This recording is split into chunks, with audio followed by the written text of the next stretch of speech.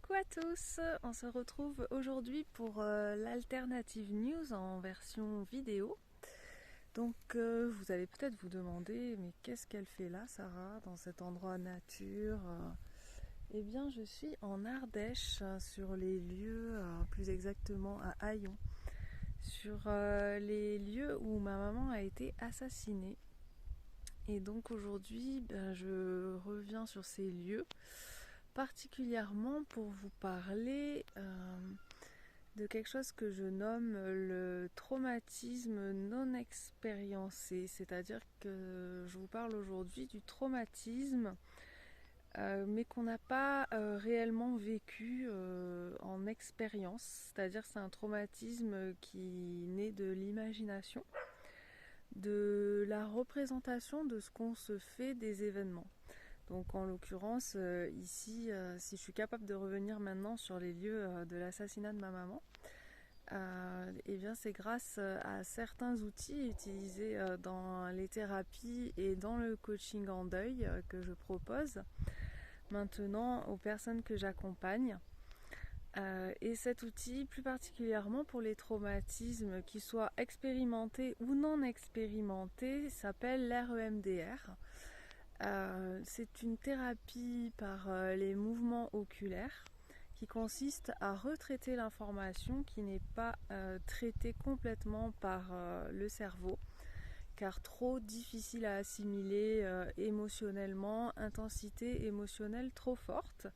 Donc ça crée un petit peu comme on pourrait l'apparenter à un nœud dans le cerveau qui nous bloque et qui aussi fait remonter l'émotion. Donc aujourd'hui, si j'arrive à revenir sur ces lieux et à me rappeler, enfin à m'imaginer ce qu'a pu vivre ma mère sans avoir les émotions lorsque je vous en parle, ce qui n'a pas toujours été le cas. Ce qu'il faut savoir, c'est qu'il y a eu une période de ma vie où j'étais même pas capable de dire que ma mère avait été assassinée sans fondre en larmes complètement.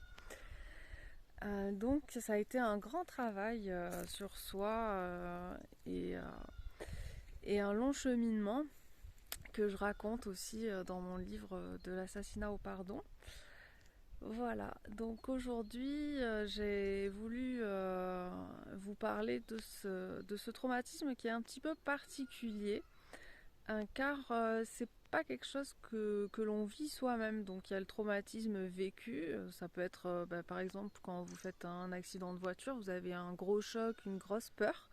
Là à ce moment-là c'est quelque chose que vous avez vécu, ou bien un viol, une agression, un conjoint qui est violent. Tout ceci, ça peut créer des traumatismes qui ont été vécus. Et de l'autre côté, on peut avoir tout ce qui est imaginaire, c'est-à-dire que ce sont des choses, par exemple dans le cas de ma mère, pendant longtemps j'étais traumatisée par ce qu'elle avait pu vivre avant sa mort, vu qu'elle a été quand même... elle a été... comment on appelle ça?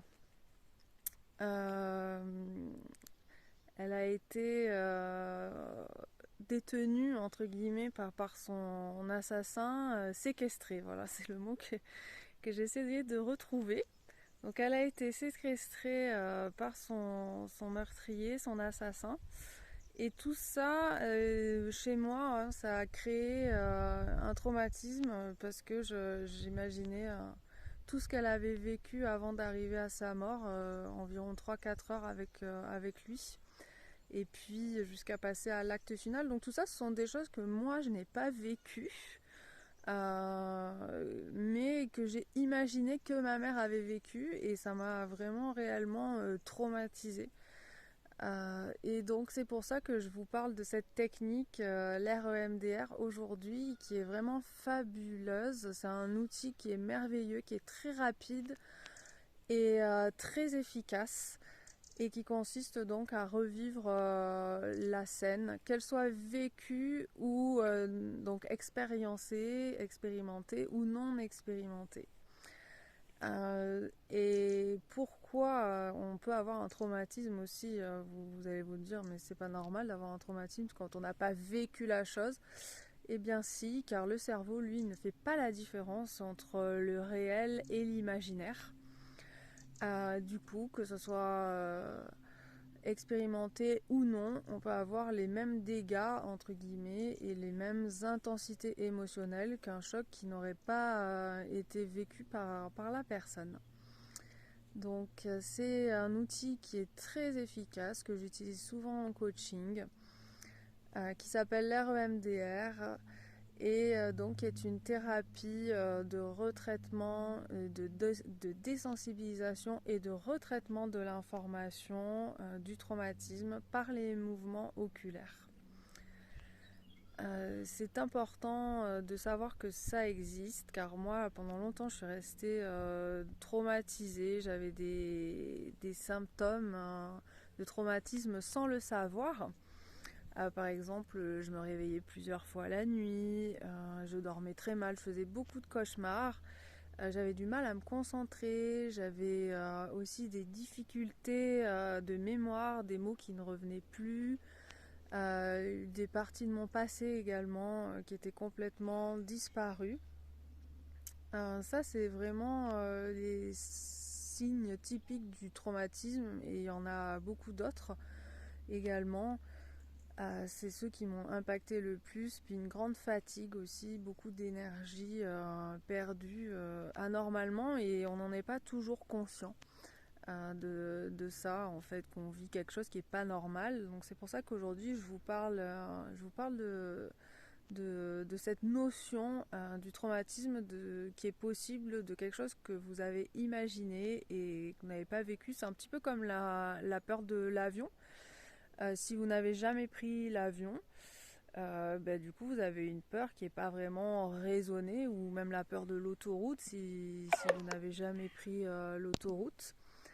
Voilà, et bien on est un peu sur le même principe. Vous imaginez qu'en avion il va pouvoir vous arriver quelque chose de très grave, et du coup vous avez une phobie. Et bien l'EMDR, cet outil fabuleux, est également utilisé dans le cas des phobies, les angoisses. Il y a vraiment une large palette, et c'est très riche. J'aime beaucoup utiliser cet outil car il a été très efficace sur moi et il m'a vraiment permis de m'en sortir. Voilà pour vous parler aujourd'hui de l'outil REMDR et du traumatisme non expériencé. J'espère que cette petite vidéo vous aura plu et surtout apporté des éléments. Et puis n'hésitez pas, si vous avez une question, à me contacter. Je réponds avec grand plaisir. Et je vous dis à très bientôt pour une prochaine Alternative News.